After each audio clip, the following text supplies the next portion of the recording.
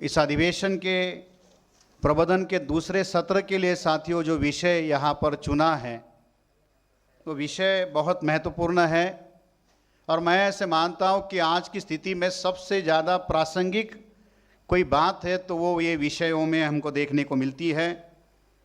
क्या नरेंद्र मोदी ओबीसी के लिए ब्राह्मणों का मुखौटा है, एक विचार मंथन। उसके साथ साथियों दो अन्य विषय जोड़े गए हैं। केंद्र सरकार के द्वारा सुप्रीम कोर्ट में हलफनामा देकर ओबीसी की जातीय आधारित जनगणना करने से इनकार करना, ये पिछड़े वर्ग के साथ आरएसएस एवं बीजेपी के धोखेबाजी का दस्तावेजी सबूत है, एक गंभीर चिंतन।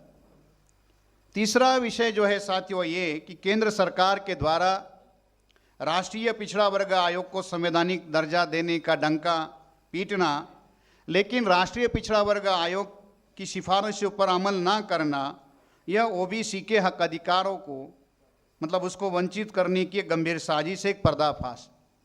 ये तीन विषय हैं। इन तीन विषयों के ऊपर साथियों आज के इस सेशन में बात रखी गई है। इसमें से जो दूसरा जो विषय है साथियों, मैं अपनी बात उस विषय वस्तु के संदर्भ में रखना चाहूँगा, वह यह है कि केंद्र सरकार के द्वारा सुप्रीम कोर्ट में एक एफिडेविट दिया गया है, एक हलफनामा दिया गया है और उस हलफनामे में उन्होंने ये बात सीधी तौर पर कही है कि इस बार हम लोग जो है बैकवर्ड क्लासेस की कोई गिनती करने वाले नहीं हैं। चूँकि ये हलफनामा सुप्रीम कोर्ट में दिया है तो उसकी एक अपनी वैल्यू है, देने वाली केंद्र सरकार है तो उसका भी एक बहुत बड़ा प्रभाव बैकवर्ड क्लासेस के ऊपर होने वाला है। तो मैं इसी के साथ में साथियों अपनी बात रखना चाहूँगा। अपनी बात रखने से पहले साथियों, आज 25 दिसंबर है। आज के दिन ही बाबा साहब अम्बेडकर जी के द्वारा मनुस्मृति जलाई गई थी।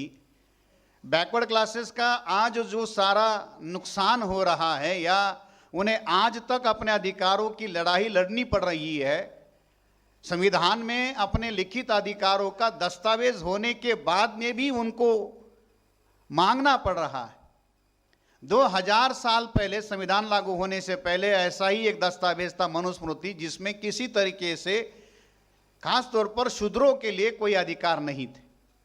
बहुत सारे बैकवर्ड क्लासेस के लोग ये मानते हैं कि बाबा साहब ने जलाई मनुस्मृति नीची थी, कोई गलत चीज होगी और उसमें भी बाबा साहब ने जलाई तो वो अछूतों के लिए कुछ उसमें गलत बातें होंगी, अछूतों के अधिकारों के विरोध में कुछ कहा गया होगा, इसलिए बाबा साहब ने जलाया होगा।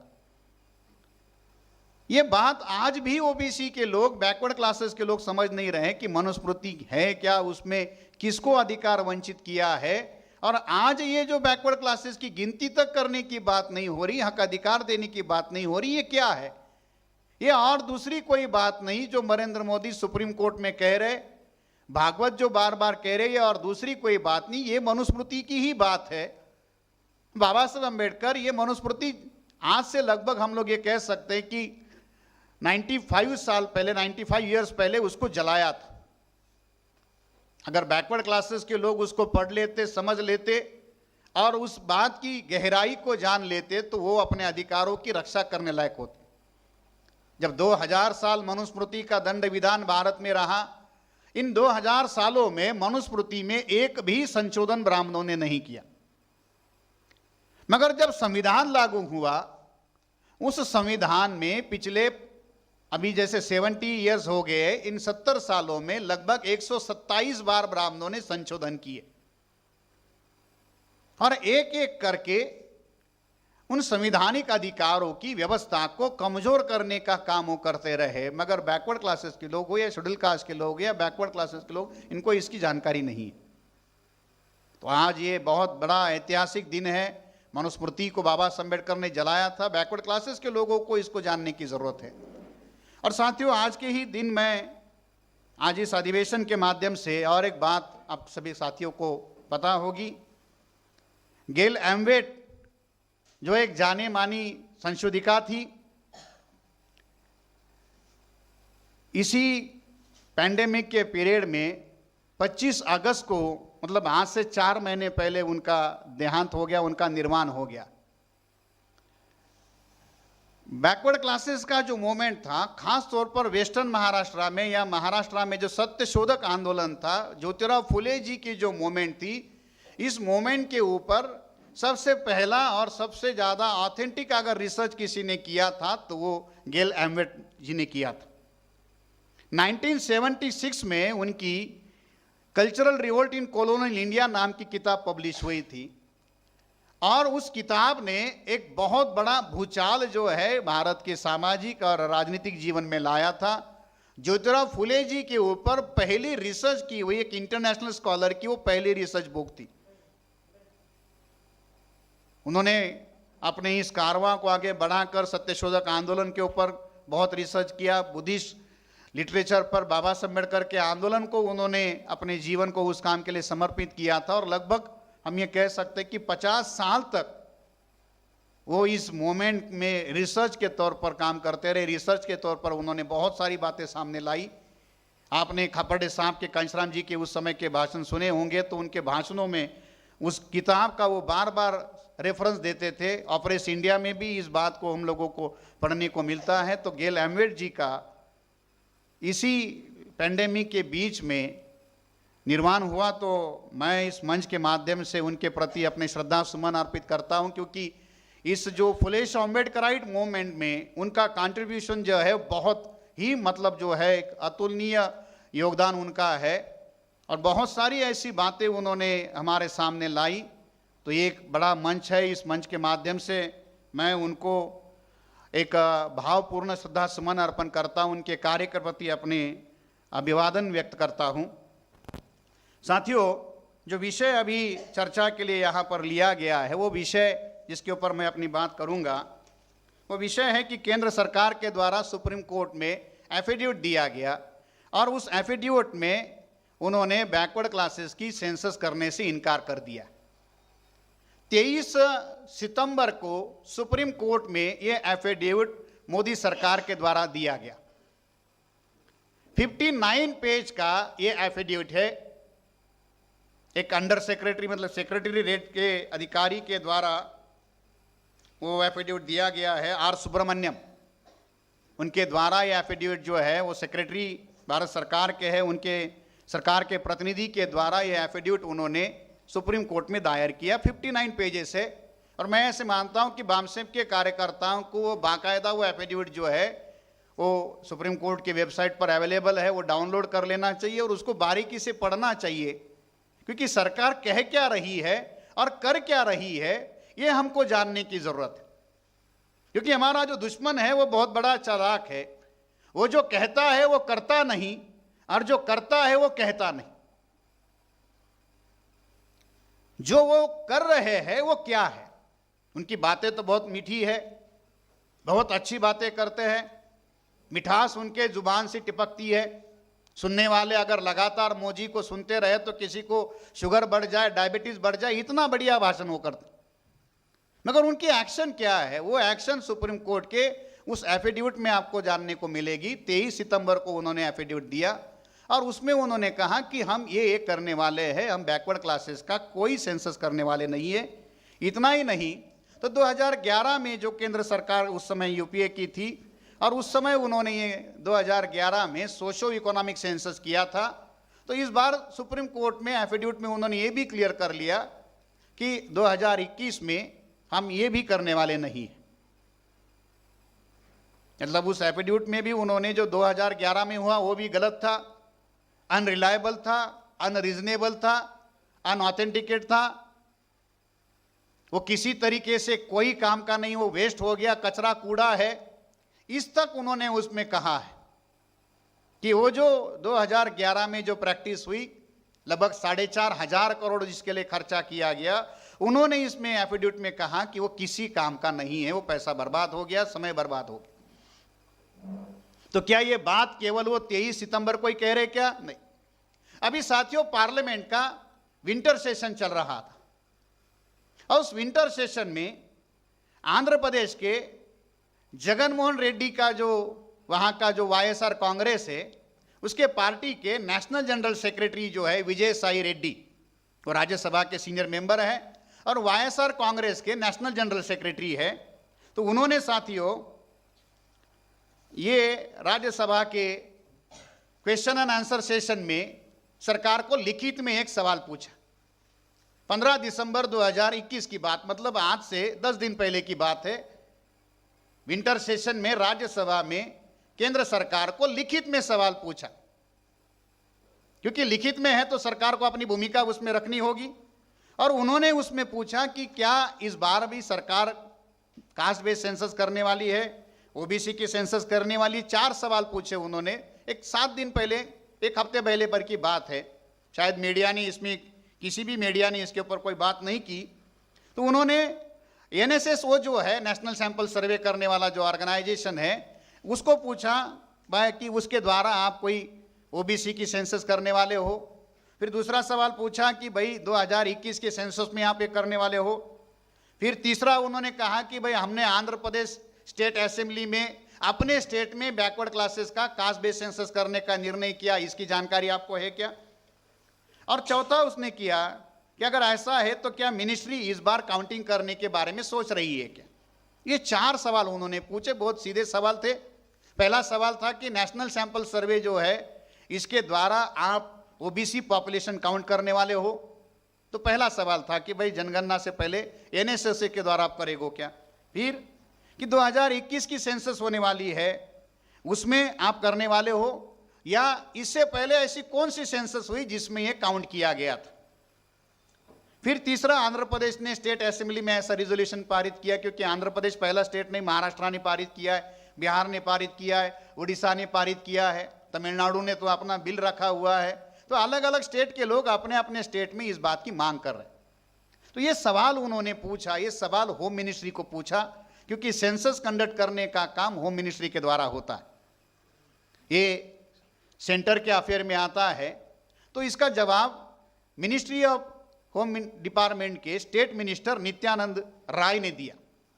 नित्यानंद राय ने अपने जवाब में कहा कि national sample survey is not specifically design to estimate population of country. कि जो एनएसएसओ जो है, नेशनल सैंपल सर्वे जो है, ये not specifically design to estimate population of country as well as that of any social group. तो पहला मुद्दा उन्होंने कह दिया कि एनएसएसओ जो है, ये किसी भी तरीके से कोई पॉपुलेशन एस्टिमेट करने के लिए बनाया गया ऑर्गेनाइजेशन नहीं है। फिर दूसरा उन्होंने पूछा कि ओबीसी का करने वाले का, तो उन्होंने कहा किसी भी सोशल ग्रुप का हम करने वाले नहीं है। फिर कास्ट बेस्ड सेंसस के बारे में और ओबीसी सेंसस के बारे में जो पूछा, तो सरकार का लिखित जवाब क्या है वो मैं आपको पढ़कर सुनाना चाहूंगा, क्योंकि कहीं शब्द एक उधर वो ना हो जाए। The population census is not an ideal instrument for caste wise other backward classes enumeration of population. सरकार क्या कहती है लोग राज्यसभा में कि पॉपुलेशन सेंसस मतलब जो 2011 से पहले जो हुआ या 2021 में होगा, ये not a ideal instrument. Caste based census करने के लिए ये जो पॉपुलेशन सेंसस है, ये कोई आइडियल इंस्ट्रूमेंट नहीं है। Government of India has not enumerated caste wise population other than SC/ST in census since independence. आज़ादी के पहले से आज तक, मतलब 31 के बाद, हमने अभी तक SC/ST के अलावा किसी भी सोशल ग्रुप को हमने काउंट नहीं किया। अब मैंने आपको ये पढ़कर क्यों सुनाया, क्योंकि सब्जेक्ट शुरू होने से पहले ये 2 बातें आपको क्लियर होना चाहिए। सरकार ने 2 बातें 15 दिसंबर को, मतलब आज से 10 दिन पहले क्लियर कर दी कि एनएसओ और ये जो पॉपुलेशन सेंसस है, ये दोनों भी साइंटिफिक तरीके नहीं है। ये पॉपुलेशन काउंट करने का साइंटिफिक तरीका नहीं है, डाटा जमा करने का कोई साइंटिफिक तरीका नहीं है। तो फिर सवाल बचता है कि अगर नेशनल सैंपल सर्वे के द्वारा डाटा जमा नहीं होगा, सेंसस के द्वारा डाटा जमा नहीं होगा, तो फिर डाटा जमा कैसे होगा। अगर आप ये कहते हो कि एनएसएस जो है, नेशनल सैंपल सर्वे, ये इसके लिए नहीं बना, पॉपुलेशन जो सर्वे होता है, सेंसस होता है, ये उसके लिए आइडियल इंस्ट्रूमेंट नहीं है, तो फिर सवाल ये बचता है कि अगर एनएसएस के द्वारा नहीं होगा, कास्ट बेस्ड सेंसस के द्वारा नहीं होगा तो फिर ओबीसी का आंकड़ा कहां से आएगा, कैसे आएगा? और यही सवाल लेकर उद्धव ठाकरे की सरकार सुप्रीम कोर्ट में गई थी। क्या महाराष्ट्र के हमारे काफी सारे साथी हैं या देश भर के जो हमारे साथी हैं वो ये जानते हैं कि अभी पंचायत राज का जो बैकवर्ड क्लास का जो रिजर्वेशन है वो खतरे में है। बात 5 जिलों से शुरू हुई थी, आज वो देश के अलग अलग राज्यों में फैल गई और अभी कुछ दिनों पहले मध्य प्रदेश सरकार के द्वारा भी ये कहा गया कि मध्य प्रदेश के भी पंचायत राज के चुनाव में बैकवर्ड क्लासेस को रिजर्वेशन नहीं होगा। ये बात शुरू हुई थी महाराष्ट्र के केवल 5 जिलों से लेकर। बीजेपी का ही एक संपर्क करने वाला जो साथी था वो सुप्रीम कोर्ट में गया और उसने ये केस जो है बनाया और सुप्रीम कोर्ट ने कहा कि बैकवर्ड क्लासेस को रिजर्वेशन जो है पंचायत राज में नहीं होगा। उन्होंने 3 कारण बताए सुप्रीम कोर्ट ने और उसमें एक बात उस सुप्रीम कोर्ट ने कही कि आपके पास कोई साइंटिफिक डाटा नहीं है। एक शब्द उन्होंने इस्तेमाल किया, इंपेरिकल डाटा। और इंपेरिकल डाटा के अभाव से आप ये लागू नहीं कर सकते। तो इसी बात को लेकर उद्धव ठाकरे सरकार के द्वारा सुप्रीम कोर्ट में एक रिट पिटीशन लगाई गई और उस रिट पिटीशन में केंद्र सरकार को कहा कि जो बैकवर्ड क्लास ऑफ सिटीजन जो है, बैकवर्ड क्लास ऑफ सिटीजन जो है उसको यानी पिछड़े वर्ग का डाटा कलेक्ट करने के लिए निर्देश देने की मांग की। वो सुप्रीम कोर्ट में गए और सुप्रीम कोर्ट में उन्होंने केंद्र सरकार को कहा कि ये जो बैकवर्ड क्लासेस ऑफ सिटीजन जो है यानी पिछड़े वर्ग का जो डाटा है उसको जमा करने के निर्देश दिए जाए, उसकी मांग की। और दूसरी बात उन्होंने कही कि अभी 2021 में जनगणना होने वाली है, उस जनगणना के दौरान ये काम हो सकता है तो उसमें ये की जाए ताकि नागरिकों की, भारत के नागरिकों की सही स्थिति आपके सामने आ जाए। We the people of India, हम भारत के लोग। कौन भारत के लोग? क्या पार्लियामेंट में बैठ रहे वो भारत के लोग हैं? क्या टीवी के चैनलों में जो न्यूज एंकर के सामने बैठकर डिबेट कर रहे वो भारत के लोग हैं? या बड़े बड़े फिल्म स्टार या जो ये चांद सितारा चलने वाले जो लोग हैं वो भारत के लोग हैं? कौन है भारत के लोग? उसका क्या असली चेहरा है वो जनगणना से सामने आए तो 2021 की जनगणना में वो किया जाए। फिर उन्होंने दूसरी एक बात उसके साथ कही साथियों, वो बात क्या थी कि अभी अर्जेंट लेवल पर, क्योंकि पार्लियामेंट मतलब लोकल बॉडीज के चुनाव होने वाले महाराष्ट्र में, तो इलेक्शन कमीशन ने तो नोटिफिकेशन भी निकाला था, सुप्रीम कोर्ट ने उसको भी कहा कि इसमें आप इसको लागू नहीं कर सकते। तो उन्होंने ये बात कही कि 2011 में जो डाटा जमा किया गया था वो डाटा हमें दिया जाए, उस डाटा के आधार पर उस डाटा को आप पब्लिक कर लो, पब्लिक डोमेन में लाओ और पब्लिक डोमेन में लाकर वो डाटा जो है लोगों के हवाले कर दो, तो फिर हम उसके आधार पर इसकी बात कर सकते हैं।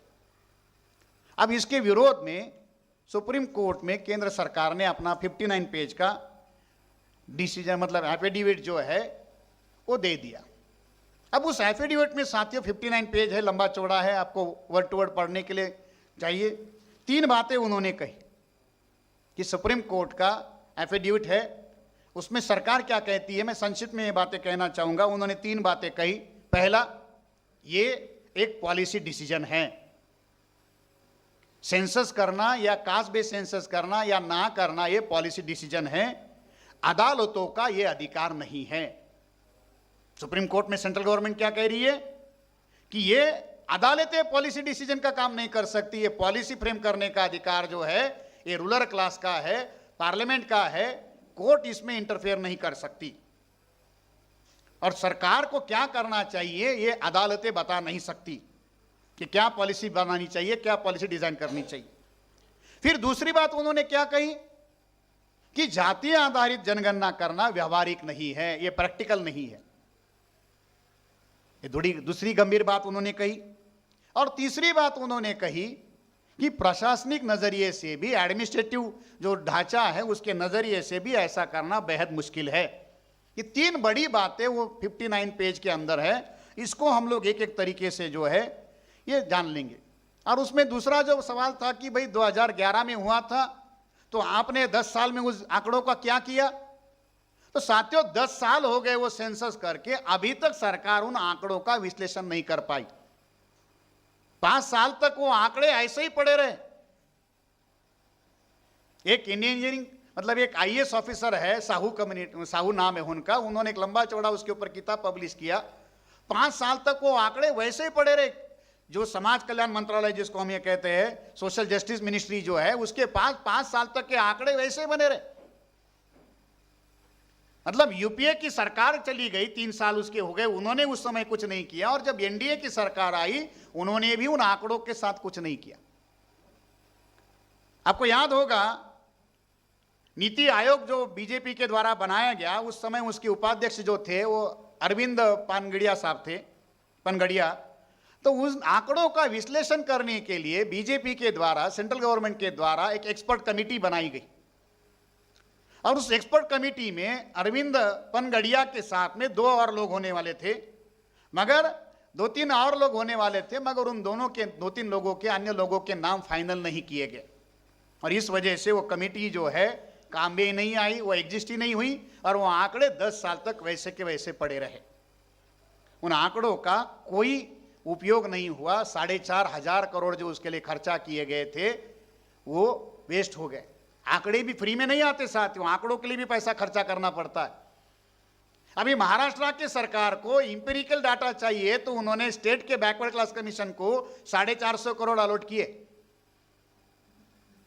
मतलब 2011 में केंद्र सरकार उस समय कांग्रेस की थी, उन्होंने 4,500 करोड़ खर्चा किए, कोई काम नहीं हुआ उन आंकड़ों का।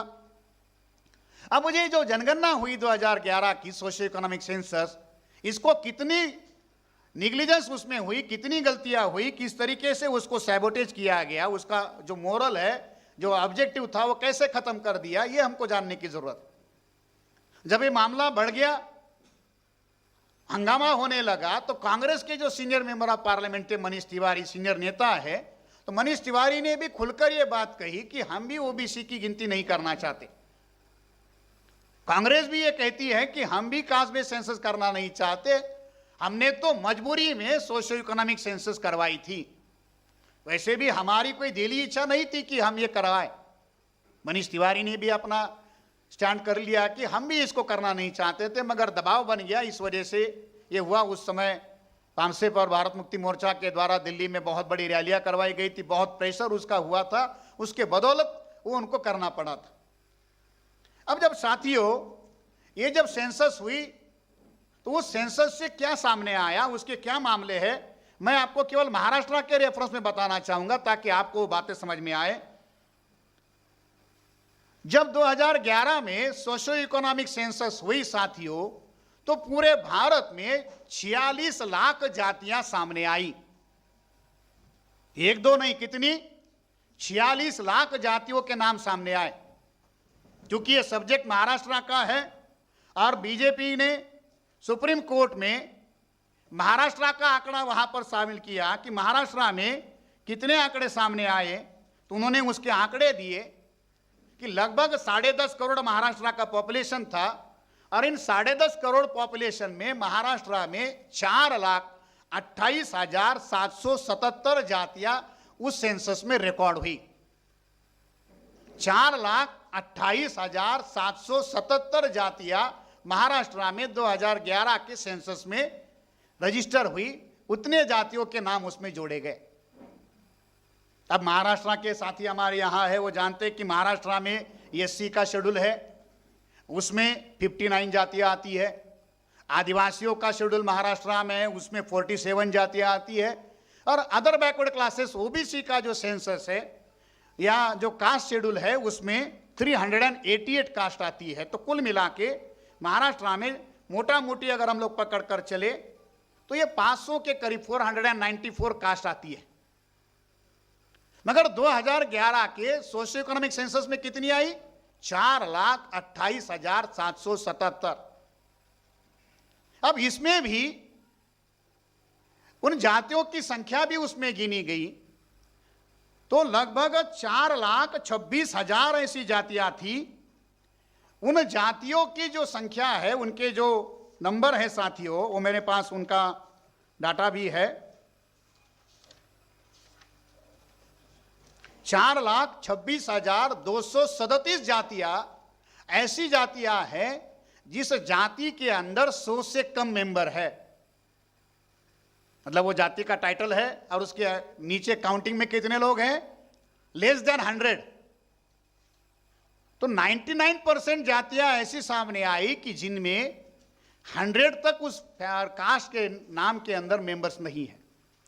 1000 एंड अबव कास्ट के ऊपर, मतलब वो कास्ट है उसके अंदर 1000 एंड अबव लोगों का हेड काउंटिंग हुआ है, उसके जाति के सदस्य 1000 से प्लस है। ऐसी जातियां पूरे महाराष्ट्र में लगभग 2440 जातियां निकली। ये आंकड़े मैं आपको क्यों बता रहा हूं, ताकि जाति क्या है, जाति का वास्तव क्या है, जाति का भ्रम क्या है, ये हमारे लोगों को पता चले। कि बहुत सारे लोग कहते कहां जातियां है, अब तो जातियां रही नहीं। हर जाति अपने आप को रजिस्टर करती है, अपना पहचान बनाना चाहती है और अपनी पहचान वो अपने तरीके से लिखना चाहती है। 4,28,000 जातियां सामने आई। 4,26,000 ऐसी जातियां हैं जिनके अंदर 100 भी मेंबर नहीं है। इसका मतलब क्या हुआ कि एक परिवार में 4 या 5 लोग होते हैं, एडल्ट लोग हैं, 4 या 5 लाख हुए तो 20-25 परिवारों के पीछे एक जाति हो गई। साथियों, 1931 में भारत का पहला लास्ट वाला कास्ट बेस्ड सेंसस हुआ था। उस समय भारत में जो जातियों की संख्या थी वो लगभग 4147 जातियां थी। 1931 में जो लास्ट कास्ट बेस्ड सेंसस हुआ था उसमें जातियों की संख्या थी 4147। भारत सरकार ने भी अलग अलग तरीके से जाति को जानने समझने की कोशिश की। तो सेंट्रल गवर्नमेंट के द्वारा जो मानव वंश, जो एंथ्रोपोलॉजी का जो रिसर्च होता है, उसके द्वारा एक प्रोजेक्ट बनाया गया था, पीपल ऑफ इंडिया। और उसमें तरह तरह के साइंटिस्ट लोगों को शामिल किया गया था। 500 से ज्यादा रिसर्च साइंटिस्ट, प्रोफेसर उसमें शामिल थे। और उन्होंने भारत के पूरे प्रदेशों में जाकर जातियों के, उनके फूड कल्चर क्या है, उनका कपड़े पहनने का कल्चर क्या है, उनका लैंग्वेज का कल्चर क्या है, अलग अलग जानकारी उन्होंने जमा की थी। और उनका भी ये लगभग आंकड़ा था कि भारत में 79,000 के करीब जाति समूह जो है वो है, अलग अलग तरीके से उन्होंने वो उसको आइडेंटिफाई किया। अब साथियों, ये जो मामला सुप्रीम कोर्ट में जो एफिडेविट के द्वारा आया, उसमें बात क्या होती है और सामने क्या आ रहा है, मैं आपको ये बता रहा था कि दिक्कतें कहां से शुरू हो रही है। मामला ओबीसी के आरक्षण को लेकर गया था और जब ओबीसी के आरक्षण को लेकर बात गई तो उसमें क्या क्या डिफिकल्टी है और सुप्रीम कोर्ट में सरकार क्या कह रही है और सरकार ने ही ये सारे तरीके क्यों बनाए हैं, मैं आपको बता रहा था। ओबीसी के रिजर्वेशन को लेकर बात चली तो उन्होंने उस समय ये बात कही कि ये जो 2011 की जो सेंसस हुई है ये अनरिलायबल है, अनयूजेबल है और इसमें 1-2 नहीं 8 करोड़ गलतियां है। आपने याद किया होगा कि फडणवीस भी इस बात को कह रहे थे कि वो डाटा काम नहीं आ सकता। बीजेपी के नेता भी ये कह रहे हैं कि वो डाटा काम नहीं आ सकता। क्यों? वो अनरिलायबल है, वो अनरीजनेबल है और 8 करोड़ गलतियां है। अब जब उस मामले में 8 करोड़ गलतियां है तो वही डाटा केंद्र सरकार अपने अलग अलग स्कीम के लिए इस्तेमाल करती रही। उज्ज्वला गैस की जो स्कीम सरकार के बनी उसके लिए वो डाटा का इस्तेमाल किया। और चलो इस बात को भी समझ ले कि क्या वाकई ऐसा हुआ था क्या, तो मेरे पास उसका भी साथियों सबूत है कि सरकार झूठा मामला कैसे कहती है कि ये आंकड़े काम के नहीं है। तो साथियों 2016 में एक पार्लियामेंट्री कमेटी बनी थी रूरल डेवलपमेंट डिपार्टमेंट के द्वारा, रूरल डेवलपमेंट मिनिस्ट्री के द्वारा।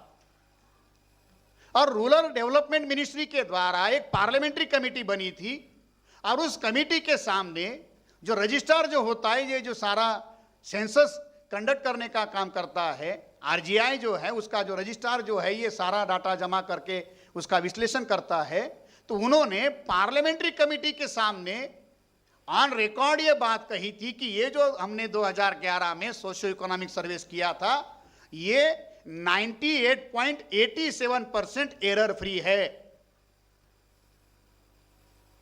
उन्होंने पार्लियामेंट्री कमेटी के सामने ये बात कही। जैसे सुप्रीम कोर्ट में सेंट्रल गवर्नमेंट ने एफिडेविट दिया तो जिस एजेंसी ने ये सर्वे किया वो एजेंसी पार्लियामेंट्री कमेटी के सामने ये कहती है ये भी मेरे पास उसका पार्लियामेंट में जो उन्होंने क्या रिपोर्ट दिया उसका भी सबूत मेरे पास है कि उन्होंने ये कहा, registrar general and census commissioner ने स्टैंडिंग कमेटी, और ये standing committee on rural development, उसके सामने ये कहा कि ये जो डाटा 2011 में जमा हुआ है वो 98.87% एरर फ्री है। बचा कितना? 1.87 में से आप निकालो तो 1.13, इतना ही उसमें एरर है। अब ये बात 2016 में पार्लियामेंट्री कमेटी, स्टैंडिंग कमेटी के सामने आरजीआई का रजिस्ट्रार ये कहता है ये एरर फ्री है, और उसी डाटा को मोदी सरकार सुप्रीम कोर्ट में क्या कहती है? ये अनरिलायबल है, अनरीजनेबल है, ये फ्लॉड फिगर्स है, इसके आधार पर कोई नीति नहीं बनाई जा सकती। अगर ये 2016 में आंकड़े सही थे तो 2021 आते आते आंकड़े गलत कैसे हो गए? सरकार यहां भी झूठ बोल रही है, और सरकार ये झूठ क्यों बोल रही है इसके भी कारण है। अब सुप्रीम कोर्ट में उन्होंने ओबीसी को आरक्षण ना देने के लिए क्या क्या तरीके बताए साथियों। मैंने पहले ही शुरुआत में आपको कहा, उन्होंने कहा कि एनएसओ जो है, नेशनल सैंपल सर्वे, ये कोई आंकड़े जमा करने के लिए बनाई एजेंसी है, ये कोई साइंटिफिक सर्वे नहीं करती, तो इसके आधार पर कोई पॉपुलेशन का या सोशल ग्रुप का आंकड़ा नहीं जमा किया जा सकता। फिर दूसरा उन्होंने सुप्रीम कोर्ट में ये कहा, और पार्लियामेंट में भी उन्होंने, राज्यसभा में उसका लिखित जवाब दिया कि सेंसस भी इसका कोई साइंटिफिक तरीका नहीं है। उन्होंने आरोप इस एफिडेविट में क्या लगाया? इस एफिडेविट में उन्होंने आरोप लगाया कि ये जो सेंसस करवाने वाले जो कर्मचारी है वो ज्यादातर प्राइमरी टीचर्स होते हैं, और उनको ज्यादा से ज्यादा 6-7 दिन का मामूली ट्रेनिंग दिया जाता है। इसके आधार पर वो ट्रेनिंग लेकर करते हैं, उनको इसकी कोई ज्यादा जानकारी नहीं होती, इसलिए उन पर भरोसा नहीं कर सकते। एससी एसटी के लिए कर सकते हैं, ओबीसी के लिए नहीं कर सकते। पिछले 70 सालों से वही आंकड़े जमा कर रहे थे, तब किसी को दिक्कत नहीं है। यही प्राइमरी टीचर, जब कोई बच्चा स्कूल में भर्ती होता है, उसका बाप जब उसको कहता है कि मेरी जाति लिखो, वो जो टीचर उसके स्कूल लिविंग में जो एडमिशन में जो जाति लिखता है वही उसकी जाति मानी जाती, तब डिफिकल्टी नहीं है। उन्होंने यह कहा कि ये टीचर्स करते हैं, वो कोई ट्रेंड लोग नहीं होते, इस वजह से उस पर रिलाई नहीं किया जा सकता।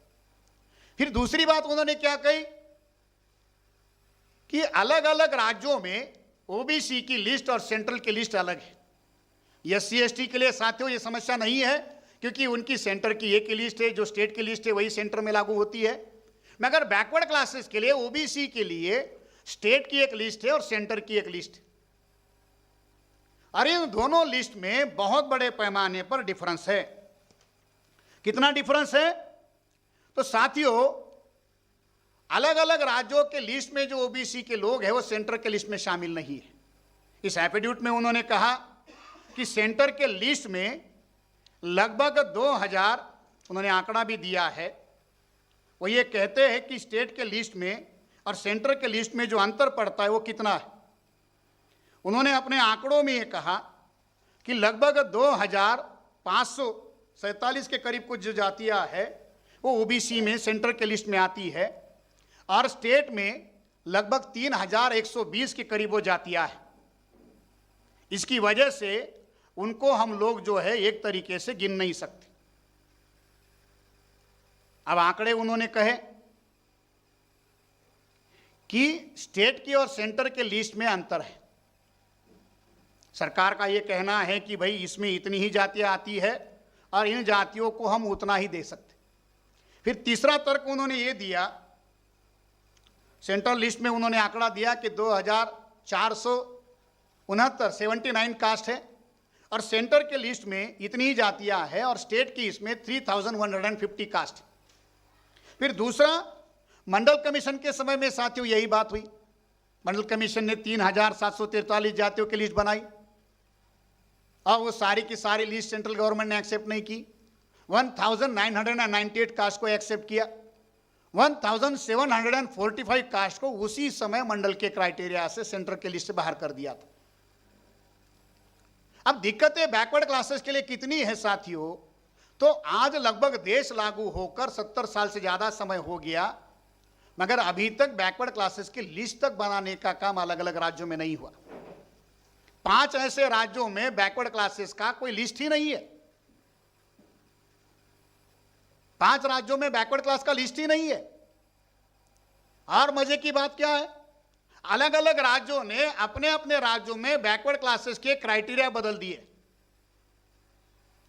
जो अनाथ बच्चे हैं, जो लावारिस बच्चे, जो बेघर बच्चे हैं, अलग अलग राज्यों ने ऐसे अनाथ बच्चों को, बेघर बच्चों को या लावारिस बच्चों को भी अपने स्टेट के ओबीसी के लिस्ट में डाला है। उनको उनकी संख्या के हिसाब से रिजर्वेशन देने की भी बात कही है। तमिलनाडु स्टेट ने इसके लिए बाकायदा बिल रखा है और महाराष्ट्र में भी इसके लिए सरकार ने बाकायदा बिल बनाया है। फडणवीस सरकार में भी ये बात थी और अभी महाराष्ट्र में जो महाविकास आघाड़ी की सरकार है उसने भी ये बात कही कि जो बेघर बच्चे हैं, जो अनाथ बच्चे हैं, उनको भी ओबीसी के लिस्ट में डाला जाए, क्योंकि यहां कास्ट की जगह पर क्लास है और क्लास के नाम पर जो भी बचा कुचा जो रिजर्वेशन के बाहर है उसको इसमें डाल दो। तीसरी बात क्या कहती है कि जो शेड्यूल कास्ट से जो कन्वर्टेड क्रिश्चियन है, जो शेड्यूल कास्ट से कन्वर्ट होकर क्रिश्चियन हुआ है, उसको भी ओबीसी के लिस्ट में डाला गया है, तो वो भी ओबीसी में है। और अभी तो मोदी सरकार ने और एक बड़ा काम कर लिया है, और क्या है, अभी इस सेशन में उन्होंने कैबिनेट नोट रखी है। हो सकता है कि ये सेशन खत्म होने के पहले या उसके बाद में भी उसकी बात सामने आए। वो क्या है कि उन्होंने ट्रांसजेंडर जो है इनको ओबीसी की सेंट्रल लिस्ट में शामिल करने का फैसला किया है। हम कल तक ये कहते थे कि हिजड़ों की गिनती होती है, पिछड़ों की गिनती नहीं होती। अब हिजड़ों का मामला गिनती से आगे बढ़ गया। 2017 में सुप्रीम कोर्ट ने कहा कि इनको अधिकार दो, उनकी अलग से व्यवस्था की जाए, और अब मोदी सरकार ने हिजड़ों को भी रिजर्वेशन देने की बात कही। साथियों, 2011 की सेंसस में पहली बार भारत में ट्रांसजेंडर्स लोगों को भी गिना गया, और ट्रांसजेंडर्स लोगों को गिनकर उनका आंकड़ा उन्होंने सामने रखा कि 2011 के सेंसस में जो ट्रांसजेंडर्स जो है उनको तीसरा क्राइटेरिया लगाया गया, अदर्स। जो पहले मेल फीमेल था, एक और जोड़ा गया, अदर्स का कॉलम जोड़ा गया, और उसमें उन्होंने आंकड़े जमा किए। 4,87,803 ट्रांसजेंडर जो है ये 2011 की सेंसस में आए। बात महाराष्ट्र के बैकवर्ड क्लासेस के लोगों की हुई तो महाराष्ट्र में लगभग 40,891 ट्रांसजेंडर्स महाराष्ट्र में 2011 की सेंसस में आए, लगभग 40,000 ट्रांसजेंडर्स है। और अभी ये जो फैसला सुप्रीम कोर्ट का आया, जिसकी वजह से बैकवर्ड क्लासेस का पंचायत राज का रिजर्वेशन जाएगा, वो सीटें साथियों लगभग 70,000 के करीब है। 70,000 से ज्यादा की पंचायत राज की सीटों का नुकसान होगा महाराष्ट्र में बैकवर्ड क्लासेस का। हिजड़ों को अधिकार मिल गए, हिजड़ों को सेंट्रल के ओबीसी के लिस्ट में डाल दिया, क्योंकि कास्ट और क्लास का मामला उसी समय से पेंडिंग है। अब सरकार ये सारी चीजें लगातार कर रही है। ये सारा उन 59 पेज का जो डॉक्यूमेंट है, उस डॉक्यूमेंट में सरकार ने कहा कि ये सारी दिक्कतें हैं और इसकी वजह से हम लोग ना सेंसस करेंगे, ना हम लोग नेशनल सैंपल सर्वे का इस्तेमाल करेंगे। अब साथियों, समस्या ये है कि सरकार जो है कोर्ट में ये कह रही है कि हम लोग ना नेशनल सैंपल सर्वे का इस्तेमाल लेंगे, ना हमने इसका आधार लेंगे। अब सवाल यह है कि अगर जानकारी नहीं है तो आंकड़ों के अभाव से, जानकारी के अभाव से आप किसी का इलाज कैसे करोगे? बीमारी तो है, देश की आधी आबादी अपने हक अधिकारों से वंचित है। जब देश की आधी आबादी अपने हक अधिकारों से वंचित है और उसके सारे दुख दर्द अंधे को भी दिखाई दे, इतने स्पष्ट है, और आप उस बीमारी का इलाज करने की बात कहते हो, तो कैसे करोगे जब इलाज करने के लिए आपको उस बीमारी को जानना समझना पड़ेगा। बीमारी कौन सी है इसकी तो थोड़ी बहुत तो जानकारी लेनी पड़ेगी। अब सुप्रीम कोर्ट क्या करती है साथियों? मामला कैसे शुरू होता है, इसके पीछे की चालबाजी क्या है? आपने बहुत बार इसको सुना भी होगा। चालबाजी कहां से शुरू होती है कि स्टेट में बैकवर्ड क्लासेस की जातियां अपने आरक्षण के मुद्दों को लेकर आंदोलन करती है। जाटों ने किया, मराठाओं ने किया, गुज्जरों ने किया, और चूंकि ये जातियां दबंग होती है, संख्या ज्यादा होती है और बहुत सारा local politics, state politics in जातियों के ऊपर डिपेंडेंट होता है, तो उनके एमएलए वहां पर संख्या में ज्यादा होते हैं, स्टेट में उनका इन्फ्लुएंस होता है, तो स्टेट गवर्नमेंट ऐसी जातियों के दबाव में आकर या उनकी जरूरतों को ध्यान में रखकर अपने अपने स्टेट में उनके लिए रिजर्वेशन देती है। जो स्टेट आंकड़ा बढ़ा देती है। मध्य प्रदेश सरकार ने बढ़ाया, महाराष्ट्र ने बढ़ाया, राजस्थान में बढ़ाया, अलग अलग स्टेट में आंकड़े बढ़ते रहे। अब जब ये आंकड़े बढ़ते हैं तो फिर वो मामला रिजर्वेशन का बढ़ाया जाता है, तो फिर ये लोग कोर्ट में चले जाते हैं। और जब मामला कोर्ट में जाता है तो फिर सुप्रीम कोर्ट क्या कहती है, हाई कोर्ट क्या कहती है, ये अनरीजनेबल है। मराठा आरक्षण के बारे में क्या कहा, गुर्जर आरक्षण के बारे में क्या कहा, पटेल आरक्षण के बारे में क्या कहा सुप्रीम कोर्ट ने, अनरीजनेबल है। फिर दूसरी बात क्या कही, इतनी जल्दबाजी क्यों हो रही है, अनरीजनेबल है, इतनी जल्दबाजी क्यों हो रही है, क्यों, आपके पास आंकड़े नहीं है।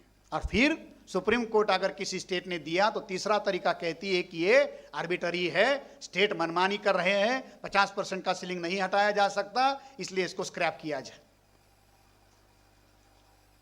यही सुप्रीम कोर्ट जो 2021 में ये कहती है कि ये अनरीजनेबल है, आर्बिटरी है, क्योंकि आपके पास आंकड़े नहीं है, इसी सुप्रीम कोर्ट ने 2014 में मद्रास हाई कोर्ट ने 2 ऑर्डर निकाले थे। और मद्रास हाई कोर्ट ने सेंट्रल गवर्नमेंट को ऑर्डर दिया था कि 2021 का सेंसस जो है कास्ट बेस करो। जो सुप्रीम कोर्ट 2021 में ये कहता है कि ये अनरीजनेबल है, आर्बिटरी है, वही सुप्रीम कोर्ट 2017 में मद्रास हाई कोर्ट का जो कास्ट बेस सेंसस का जो ऑर्डर था उसको स्क्रैप करती है। मतलब इसका अर्थ क्या हुआ कि आंकड़े नहीं है, इस वजह से आपको नहीं देंगे। और फिर आंकड़े मांगने के लिए कहा जाएगा, और जिनको आंकड़े मांगने के लिए कहा जाएगा वो कहेंगे कि हम आंकड़े नहीं गिनेंगे। मतलब पहले हम लोग ये कहते थे कि दांत है तो चने नहीं है, और चने है तो दांत नहीं है, यहां कुछ भी नहीं है। सुप्रीम कोर्ट और रूलिंग पार्टियां मिलकर ये साथियों कर रही है। अब साथियों सवाल है कि हम लोगों को जनगणना की जरूरत क्यों है। तो बामसेफ के कार्यकर्ताओं को ये बातें ज्यादा समझाने की जरूरत नहीं है कि जनगणना की जरूरत क्यों है। अभी सरकार के द्वारा सड़क पर घूमने वाले आवारा कुत्ते और बिल्लियों की भी जानकारी जमा की गई, तो लगभग 9 crore stray dog and stray cat सरकार को मिली कि भाई सड़क पर घूमने वाले आवारा कुत्ते और बिल्लियां कितनी है, तो उन्होंने कहा कि 9 करोड़ है। तो मान लिया भाई 9 करोड़ है, क्यों, सरकार का आंकड़ा है, उसके ऊपर कोई विवाद नहीं हो सकता। अब जब आप सड़क पर घूमने वाले कुत्ते बिल्लियों को गिन रहे हैं तो ये सेंसस क्यों नहीं हो रहा। 2011 में आपने 4,500 करोड़ खर्चा किया, पल्ले कुछ पड़ा नहीं। महाराष्ट्र स्टेट गवर्नमेंट ये कहती है कि हम 450 करोड़ देंगे। अरे भाई इतना खर्चा क्यों कर रहे हो। 16,000 करोड़ से भी ज्यादा का बजट आपने सेंसस के लिए अलॉट किया है। 31 कॉलम उसमें है, एक कॉलम जोड़ दो 32वां, जाति कौन सी है, SC ST के साथ में कॉलम लगा दो OBC का। वो जो टीचर जो है वो कर रहा है, 31 लाख कर्मचारी इसमें लगते हैं, वो कर लेंगे। एक अलग से बजट आपको खर्च करने की जरूरत नहीं है, मगर वो नहीं किया जा रहा। अब साथियों इसमें 2 बातें कहकर मैं अपनी बात को खत्म करूंगा। वो बातें क्या है कि बहुत सारे लोग, बैकवर्ड क्लासेस की संगठनाएं झांसे में आती है। बीजेपी महाराष्ट्र में कांग्रेस और एनसीपी पर, शिवसेना पर आरोप लगा रही है कि आपकी नालायकी की वजह से ओबीसी का आरक्षण गया, और ओबीसी को आरक्षण देने के लिए हम लोग आर पार की लड़ाई लड़ेंगे। तो यहां वो ये कह रहे हैं कि हम आर पार की लड़ाई लड़ेंगे, और सुप्रीम कोर्ट में कह रहे हैं कि जान की बाजी लगाकर नहीं करेंगे। बीजेपी का ही सीनियर मेंबर ऑफ पार्लियामेंट, मुख्यमंत्री रहा हुआ सीनियर पॉलिटिशियन जो है शांता कुमार, हिमाचल प्रदेश में रैलियां करता है, सवर्ण आयोग वहां बनाया जाता, और एक राज्य का मुख्यमंत्री ये कहता है कि जातिगत आरक्षण की जरूरत नहीं है। यहां बीजेपी महाराष्ट्र में बैकवर्ड क्लासेस के आरक्षण की लड़ाई लड़ रही है, और ओबीसी के लोग उसके झांसे में आ रहे हैं। तो ये जो झांसे वाली जो बात हो रही है, उत्तर प्रदेश में भी यही झुंझुना बजाया जा रहा है, मध्य प्रदेश में जहां जहां चुनाव है वहां ये मामले सामने आ रहे हैं।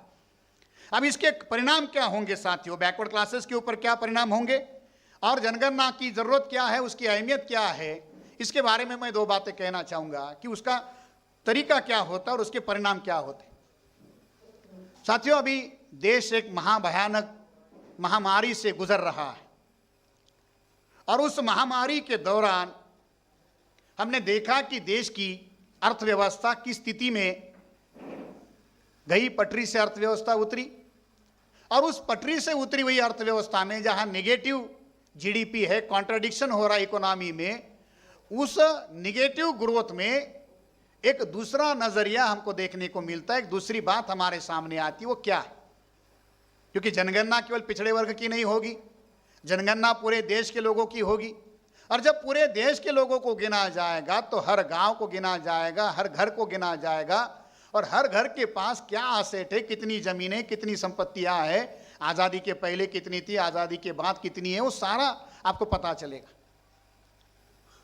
और बहुत सारे लोग इसकी मांग भी कर रहे हैं, मगर उस मांग में साथियों एक बात हमको देखने को मिलती है कि जो संगठनाएं, अलग अलग ओबीसी के ऑर्गेनाइजेशंस ओबीसी की जाति आधारित गिनती की मांग कर रहे हैं, कास्ट बेस्ड सेंसस की मांग कर रहे हैं, वही लोग एनपीआर का विरोध नहीं कर रहे हैं।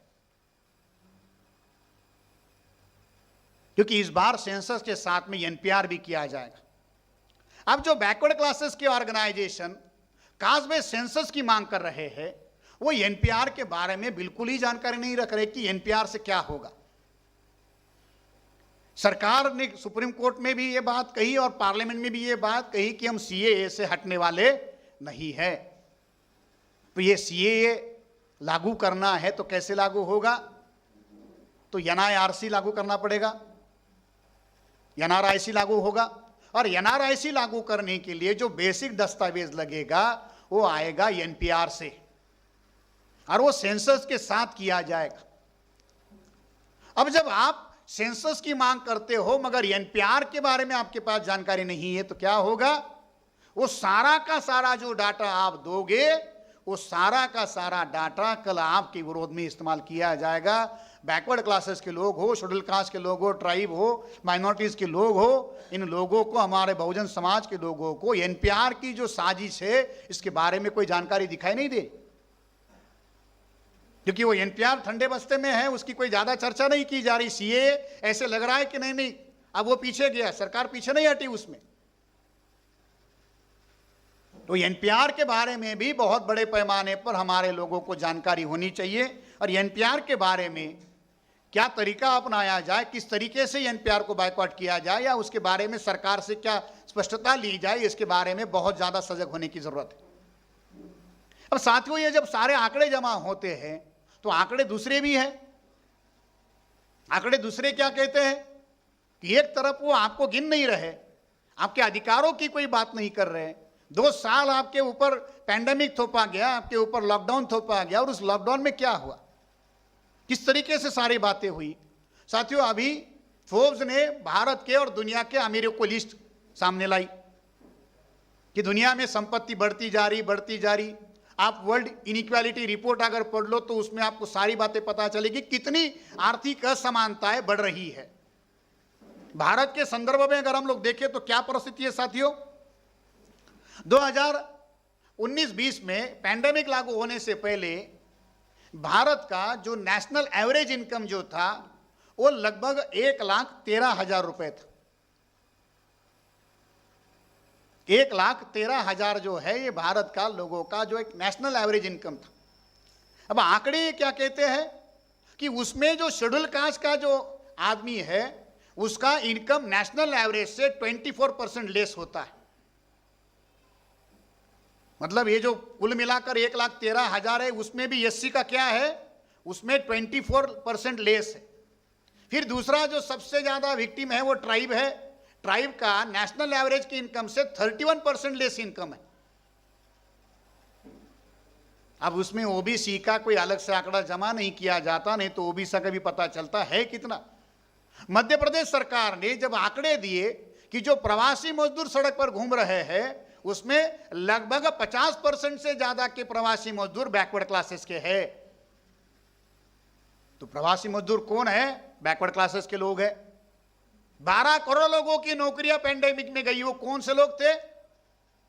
क्या अपर कास्ट लोगों की कोई नौकरियां गई? उनको पैंडेमिक का कोई असर पड़ा? नहीं, सीधा उसका असर जो है वो बैकवर्ड क्लासेस के लोगों के ऊपर पड़ा। तो उनकी नौकरियां गई, उनका इनकम पूरी तरह से छाटा गया। और इसी पीरियड में साथियों जब आप घर में बैठे, आपके पास खाने के लाले पड़े, आप 2 जून की रोटी का जुगाड़ नहीं कर पा रहे, उसी पीरियड में साथियों भारत में 119 नए अरबपति पैदा हुए, 190 नए बिलियनरीज भारत में पैदा हुए। एक दो नहीं, 119। 2018 से लेके 2021 से खत्म हो गया। इन 4 सालों में मोदी जी की मेहरबानी की वजह से इन 4 सालों में भारत में हर दिन एवरी डे 70 नए करोड़पति पैदा हो रहे प्रतिदिन। पिछले 4 सालों का आंकड़ा उठाकर देख लीजिए, मोदी जी की मेहनत किसके काम जा रही है, तो प्रतिदिन 70 नए मिलियनरीज पैदा हो रहे। ये 1 मिलियन का मतलब 10 लाख होता है, 1 मिलियन का मतलब 10 लाख है। तो हर रोज 70 से ज्यादा नए लखपति करोड़पति पैदा हो रहे।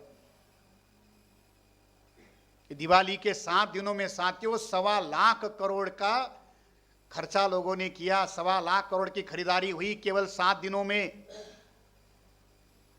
20,000 करोड़ का सोना खरीदा गया।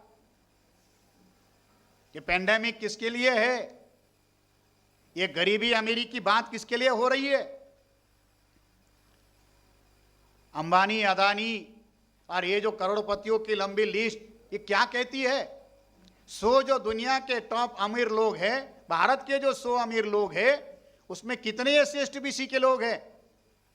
आंकड़े उठाकर देख लीजिए, मिलता है क्या उसमें कोई? अगर उसमें एक भी आपको पहले 10 में SC ST OBC का आदमी मिल जाए तो मान लेंगे भाई भारत महान हुआ। आज की भारत की अर्थव्यवस्था ये कहती है, इकोनॉमी ये कहती है कि 13 ऐसे उद्योगपति साथियों भारत में है जिनकी नेटवर्थ 1 लाख करोड़ से ज्यादा है। 13 उद्योगपति जिनकी नेटवर्थ 1 लाख करोड़ से ज्यादा है। अकेले अंबानी की जो नेटवर्थ है साथियों, वो भारत के लगभग 13 राज्यों के बजट से ज्यादा है। मुकेश अंबानी की जितनी संपत्ति है ना, अकेले अंबानी की जितनी संपत्ति है उसने ज्यादा 13 राज्यों का बजट उससे कम है। अभी लोकसभा के आंकड़ों में मोदी सरकार ने जानकारी दी कि हमने 6 महीनों में, ये जो फाइनेंशियल ईयर शुरू हुआ, इस फाइनेंशियल ईयर के 6 महीनों में कारपोरेट हाउसेस के लगभग 46,000 करोड़ का कर्जा माफ किया। बैड लोन जो है NPA में बना हुआ था वो माफ कर लिया। अब किसान पिछले 13 महीनों से सड़क पर आंदोलन कर रहे हैं और अभी भी उसी एक बात के लिए मामला फंसा हुआ है। टिकैत साहब हो या बाकी के लोग हो, एक ही मांग कह रहे कि हमें MSP की गारंटी दो। जितना MSP लागू करने के लिए सरकार के पास पैसा चाहिए, उससे कई गुना ज्यादा बैंकों का NPA उद्योगपतियों का पड़ा हुआ। 46,000 करोड़ का लोन माफ कर लिया। अब जो उद्योगपति बैंक का कर्जा खरीदने लायक नहीं है, लौटाने लायक नहीं है, वही अंबानी कल स्टेट बैंक ऑफ इंडिया भी खरीद लेगा, जिसके पास उसी बैंक का लोन चुकाने के लिए पैसा। इसका मतलब क्या है? चाय के टपरी के बाहर आप खड़े हो, 2 रुपए की चाय खरीदने की आपकी औकात नहीं, मगर आप टपरी खरीदने के लायक रखते हो। 2 रुपए की चाय पीने की आपकी औकात नहीं है, मगर आप टपरी खरीद रहे हो। ये मामला देश में हुआ। तो मंडल कमीशन क्या कहता है, भारत का संविधान क्या कहता है कि बैकवर्ड क्लासेस के लोगों को हक अधिकार किस तरीके से मिलेंगे? क्या आंकड़ों के अभाव से मिलेंगे? क्या बगैर किसी जानकारी के मिलेंगे? साथियों, एक एक करके आपके सारे मौलिक अधिकार खत्म किए जा रहे हैं। ये जो यहां कहा गया है कि बीजेपी और मोदी बैकवर्ड क्लासेस के साथ धोखा कर रहे हैं, धोखा बहुत छोटा शब्द है, धोखा बहुत छोटा माना जा सकता है। वो तो उनको पूरी तरह से नंगा करने के काम में लगे। बहुत सारे ऐसे फैसले बैकवर्ड क्लासेस के लोगों के विरोध में लिए जा रहे हैं। हमें लगता है कि मोदी जी बैकवर्ड है, बैकवर्ड है, बैकवर्ड है, और लोगों ने माना कि भाई चाय बेचते हैं तो हमारे होंगे, और बैकवर्ड क्लासेस के लोगों को यही मुखौटा दिखाकर काम किया जा रहा है। मगर साथियों, ये सारा बहुत बड़े पैमाने पर बैकवर्ड क्लासेस के साथ धोखा हो रहा है। मैं आज के इस कार्यक्रम के माध्यम से इतना ही कहना चाहूंगा कि चाहे महाराष्ट्र की कांग्रेस की सरकार हो, विकास आघाड़ी की सरकार हो, ये जो नौटंकी कर रही है, कि भाई हम 450 करोड़ देंगे ओबीसी के आरक्षण के लिए, या बीजेपी सुप्रीम कोर्ट में ये कह रहे कि हम नहीं करेंगे, ये दोनों मिलकर बैकवर्ड क्लासेस के लोगों को इस्तेमाल करने का काम कर रहे। नीति और राजनीति क्या होती है कहकर साथियों मैं अपनी बात यहां खत्म करता हूं। जब आप सरकार में बैठकर जो बात कहते हो वो आपकी नीति होती है। जब सरकार में बैठकर आप जब भी कोई बात करते हो वो आपकी नीति होती है, और विपक्ष में बैठकर जब आप वो बात करते हो वो राजनीति होती है। तो बीजेपी नीति कर रही है कि नहीं करेंगे, और आज कांग्रेस उस मुद्दे पर राजनीति कर रही है, और दूसरा कोई मामला नहीं। इसलिए इसके लिए बड़े पैमाने पर जन आंदोलन करने की जरूरत है, क्योंकि जब तक बैकवर्ड क्लासेस के लोगों को पता नहीं होगा कि गिनने से क्या होता है, ना गिनने से क्या हुआ ये उनको पता नहीं चला, गिनने से क्या होगा ये भी उनको पता नहीं है, तो ये बात हम लोगों को उनको देनी होगी। मैं आशा करता हूं कि ये जो विषय है ये विषय बहुत बड़ा गंभीर विषय है, और जन आंदोलन के लिए लगने वाली जो सारी चीजें उसमें बहुत बड़ा रोल प्ले करेगा। मैं संगठन का मंच का बहुत ज्यादा आभार व्यक्त करता हूं कि इस विषय पर उन्होंने मुझे बोलने का मौका दिया। धन्यवाद। जय मूल निवासी, जय भारत।